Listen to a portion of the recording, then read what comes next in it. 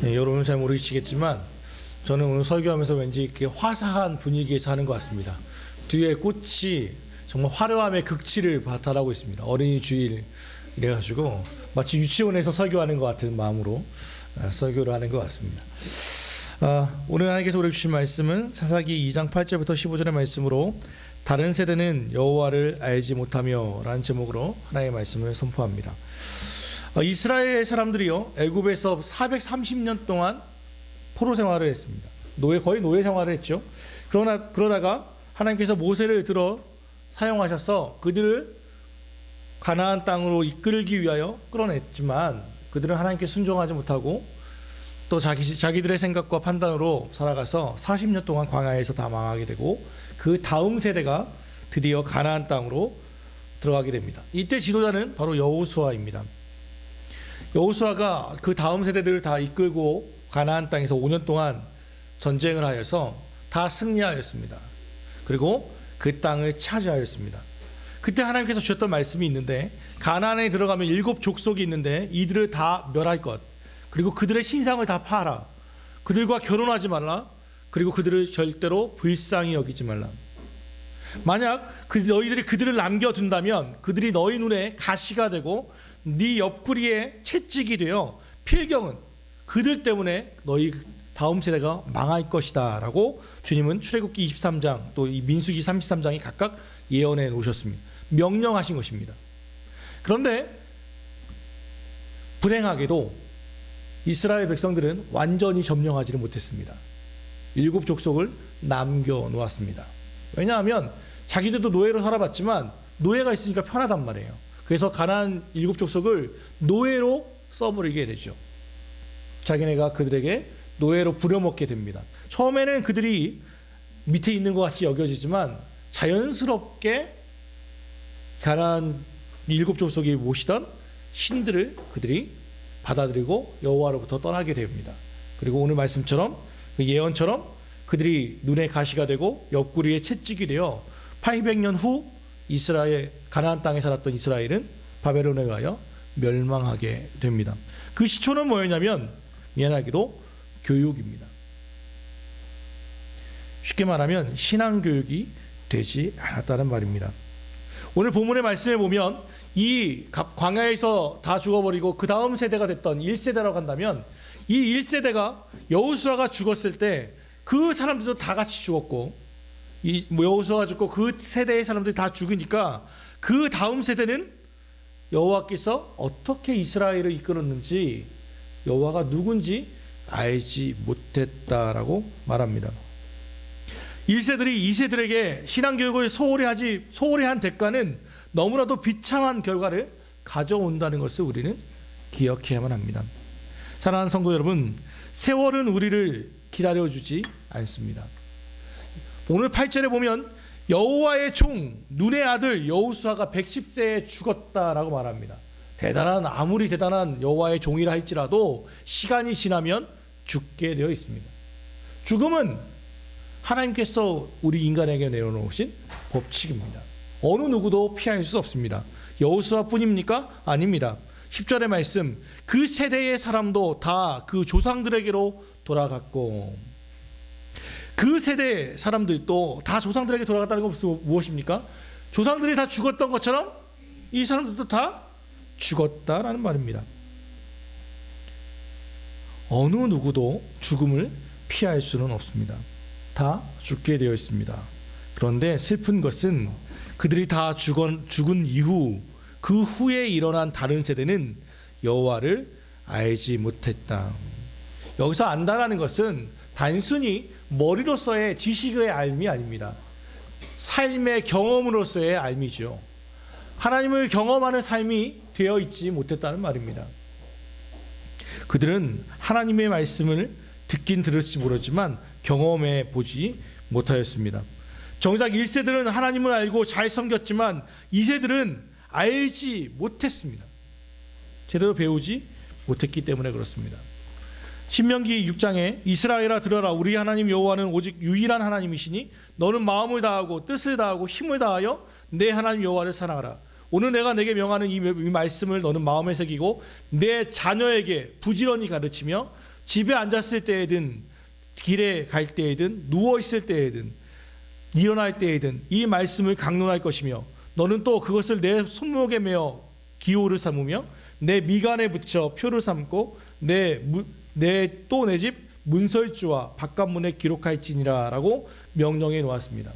여호와를 사랑하는 것으로 그치지 말고 내 자녀들에게 이것을 반드시 가르쳐야 한다. 그럼 언제 가르칩니까? 앉았든 일어났든 너희 길을 갈 때든 언제든, 심지어는 문설주 기둥에다가 말씀을 붙여놓고 이마에다 붙여서 다른 사람이 내 이마를 보며 말씀을 볼 수 있도록 하라.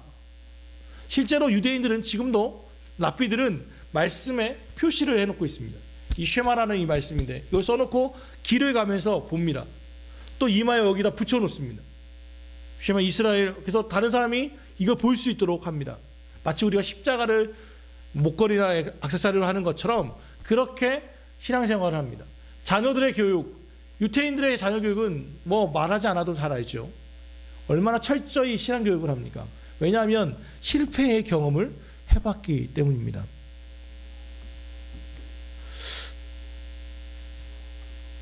여호와께서 이스라엘을 위하여 행하신 일을 다음 세대는 알지 못했다는 말은 쉽게 말하면 1세들이 2세들과 대화가 거의 없었다는 것을 의미합니다. 통하지 못했음을 의미하죠. 자녀들에게 주의 말씀을 가르쳐야 하는데 대화해야 하는데 대화가 거의 되지 못했습니다. 왜일까를 생각해 보면 너무 단순합니다. 애굽에서 430년 동안 노예로 살았습니다. 그리고 40년을 광야로 살았습니다. 그리고 5년 동안 또 전쟁했습니다. 그렇게 힘겹게 가나안 땅에 왔습니다. 그런데 가나안 땅에 왔더니요, 씨를 뿌리면 어떤 땅입니까? 씨만 뿌려놔도 슉슉슉 자라는 기름진 땅이었습니다. 젖과 꿀이 흐르는 땅이었습니다. 실제로 젖과 꿀이 흘렀다는 게 아니라 그만큼 기름진 땅이었죠. 포도가 요만한 게 아니라 이따시만한 거봉보다 큰 포도들이 주렁주렁 열리는, 큰 수고하지 않아도 막 얻게 되는 겁니다.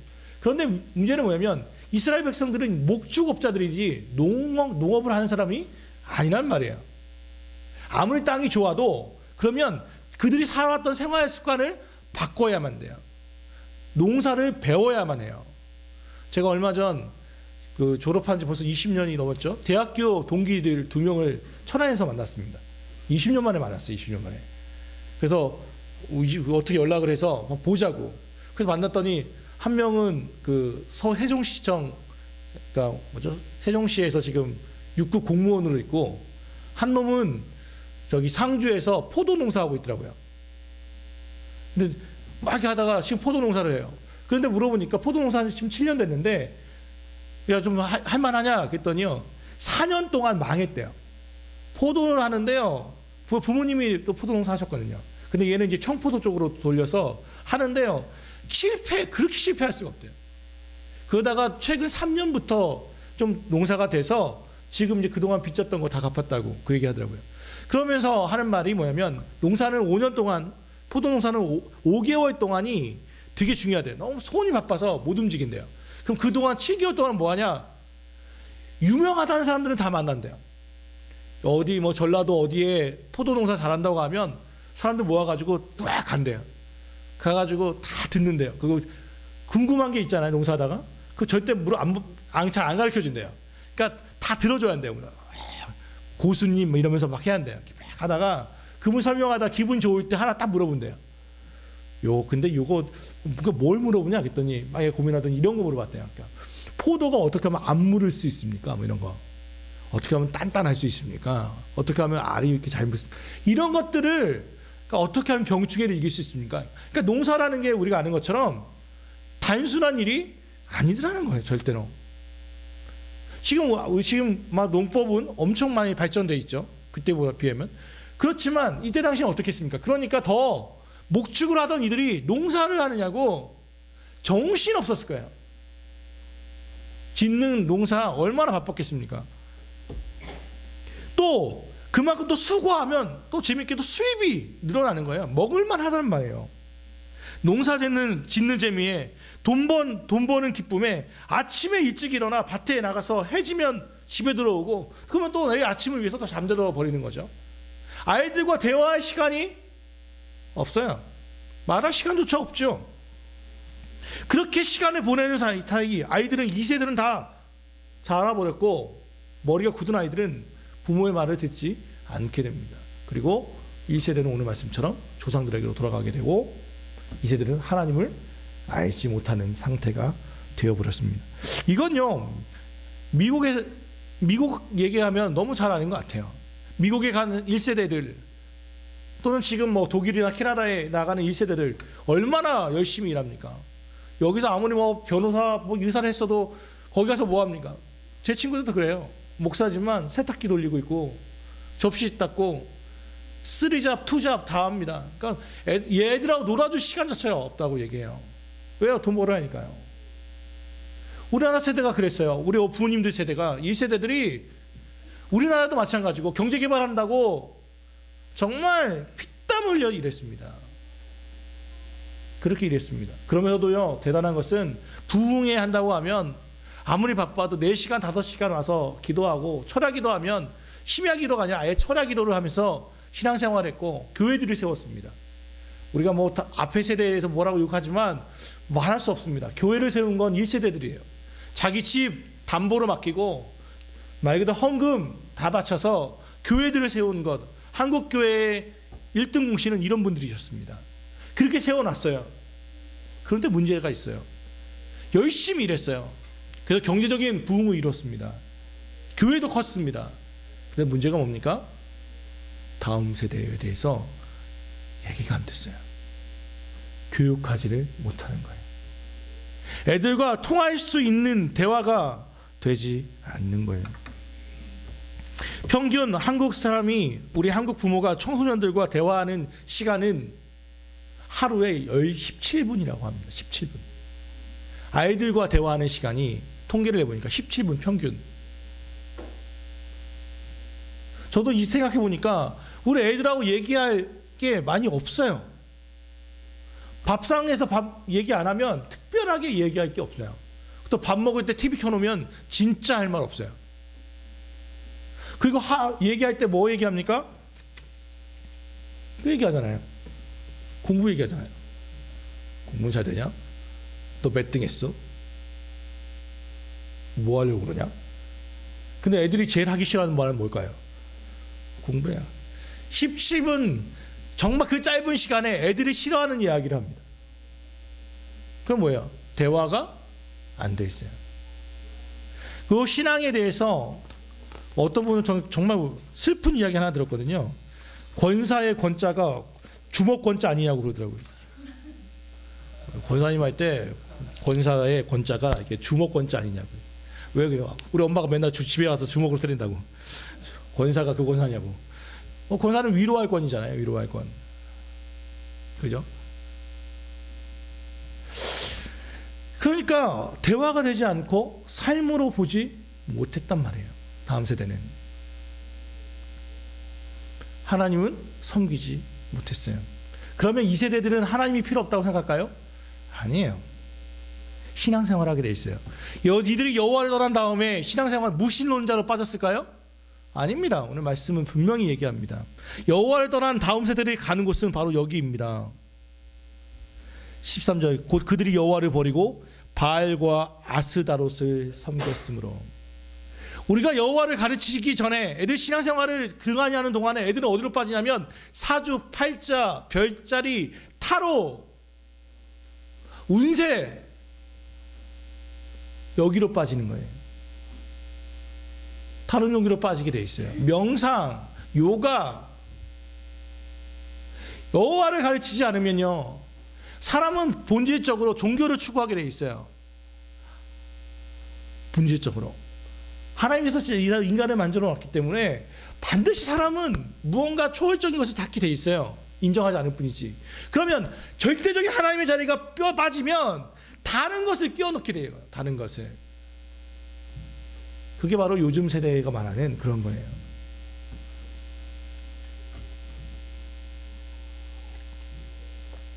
요즘 TV를 보면, 예능을 저 잘 보진 않지만 가끔 볼 때마다 나오는 게 그런 거예요.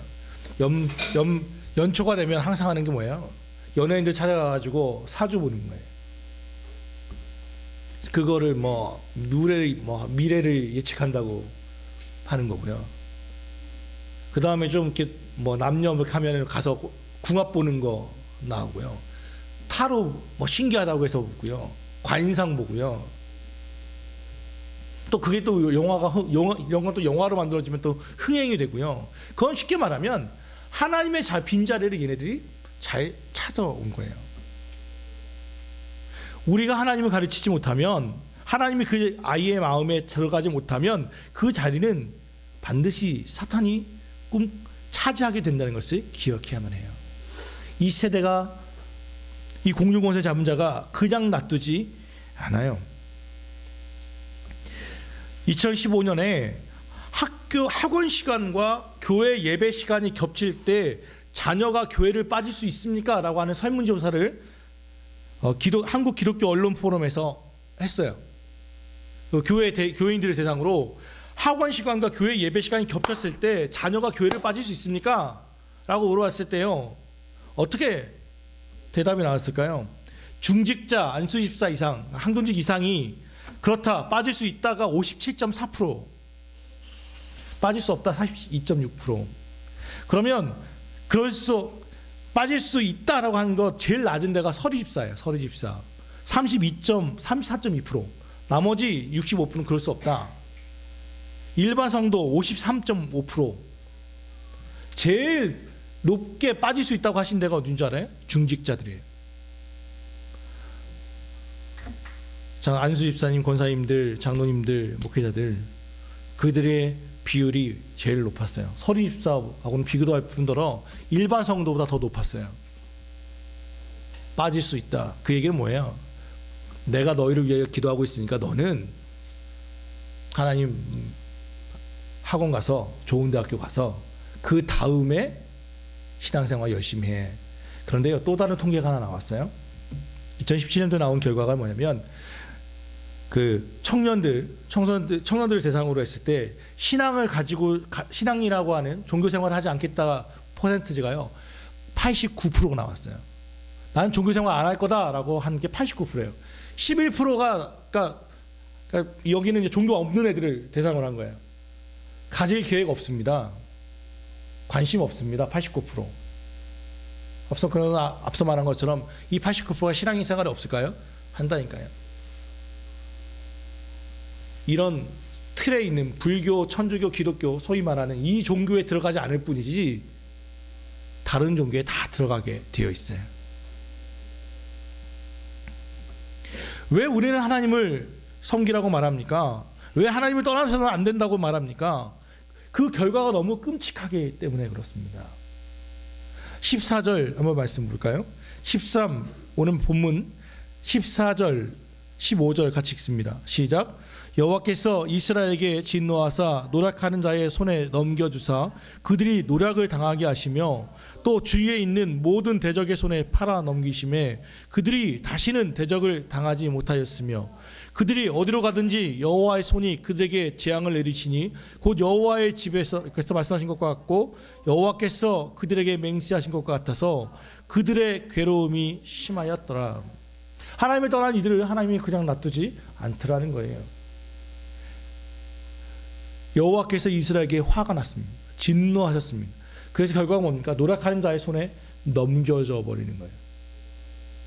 그들을 보호하시고 지키시는 게 아니라 여호와의 손이 뭐라고 말합니까? 여호와의 손은, 우리가 말하는 여호와의 손은 항상 우리를 지키시고 보호하시는 손이었는데 그들이 여호와를 버릴 때 하나님께서 이 손이 우리를 보호하고 지켜주시고 쓰다듬던 이 손이 폭력의 손이 되고 그들을 진노하는 손으로 바뀌더라는 거예요.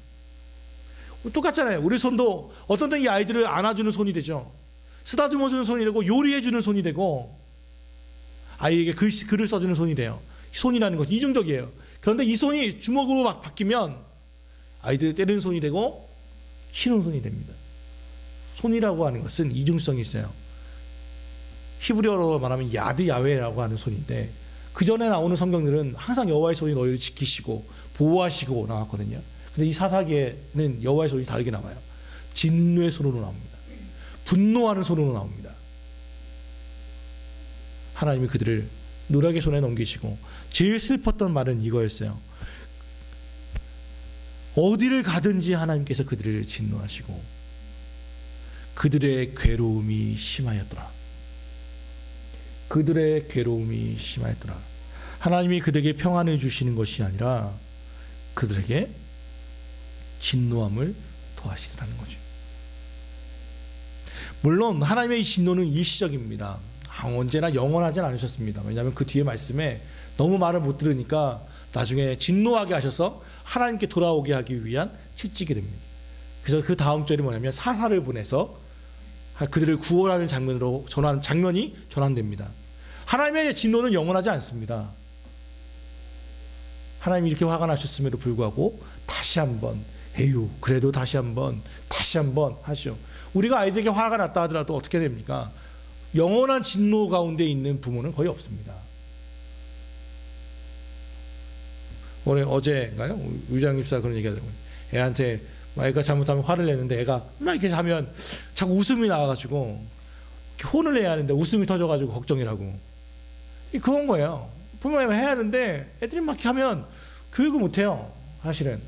그냥 귀여우니까요. 이쁘니까요. 자녀에게 제대로 교육하지 못하죠. 그러나 그 결과가 얼마나 끔찍합니까? 물론 좋은 것은 아닌지 모르지만 좋은 예는 아니지만 저는 이번에 그 대한항공 조씨 일가들의 얘기를 보면서 정말 예언한 것이 하나 있었습니다. 얼마 전에 그 조현아라고 하시는 분이 땅콩회항으로 2014년도에 한번 그랬죠. 2010년에 그의 아들이 또 뺑소니 치고 했었죠. 노인 폭행했었죠. 그 다음 이번에 조현민 씨가 그랬었죠.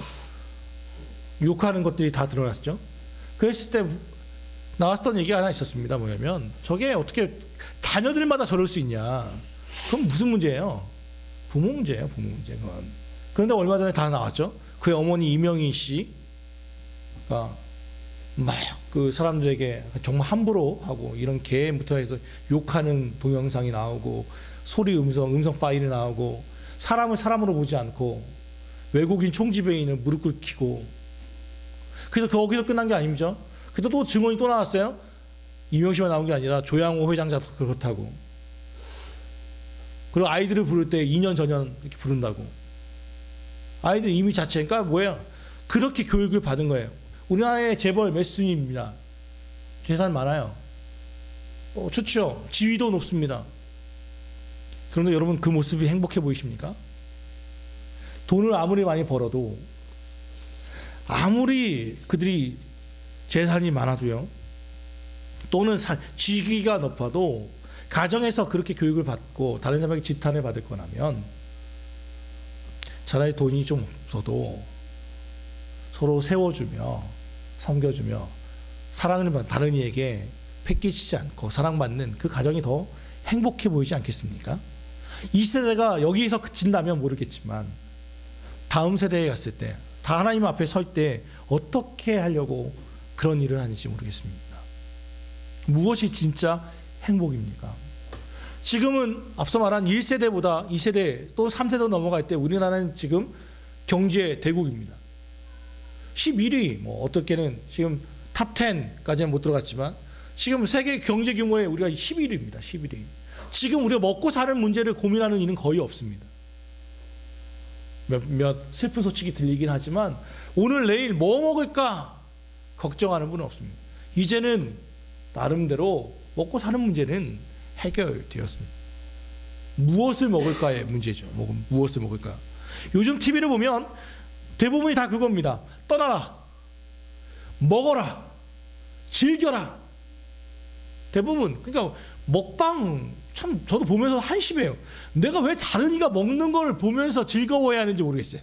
내가 배가 부르는 것도 아닌데 우와 이러면서 먹는 걸 보고 또 나는 왜 또 그것도 사 먹어야 하는지 모르겠어요. 왜 맛집을 찾아가야 하는지 모르겠어요. 그런데 불구하고 세상은 그렇게 얘기합니다. 야 떠나라, 먹어라, 즐겨라, 누려라. 그런데 예수님께서 누가복음 23장 28절에 하신 말씀이 있습니다. 예루살렘의 딸들아 나를 위하여 울지 말고 너희와 너희 자녀를 위하여 울라.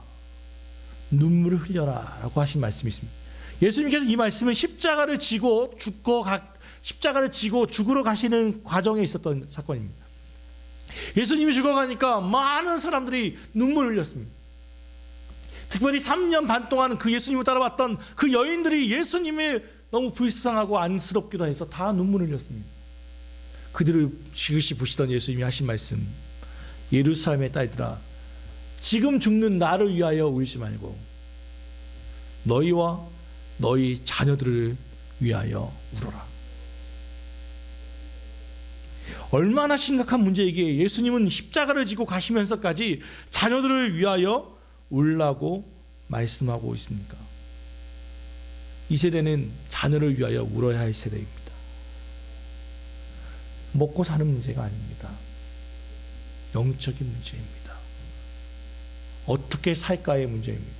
여전히 우리는 10년, 벌써 7년째인가요? 청소년 10대, 20대, 30대에 10대와 20대와 30대의 사망 원인 1위는 자살입니다. 교통사고 나가는 이보다, 병 걸려 죽는 이보다, 사건 사고로 죽는 이보다 자살이 1위입니다. 공부하는 시간을 체크한 걸 봤습니다. 이범이라고 하신 분이 했던 그 영상을 봤거든요. 그랬더니 OECD 국가 평균 애들 공부하는 시간이 30시간이더라고요. 30시간. 청소년들이요, 우리 핀란드가 34시간, 일본 32시간, 그 우리나라는요 50시간이에요. 청소년들이 공부하는 시간이요 월등히 많습니다. 공부하는 시간이 거의 3분의 2, 거의 뭐 2배에 가까울 정도로 공부합니다. 그런데 행복 지수요 꼴등이야. 꼴등이에요. 제하예요. 더 재밌는 건 학업 성취도도 떨어져요.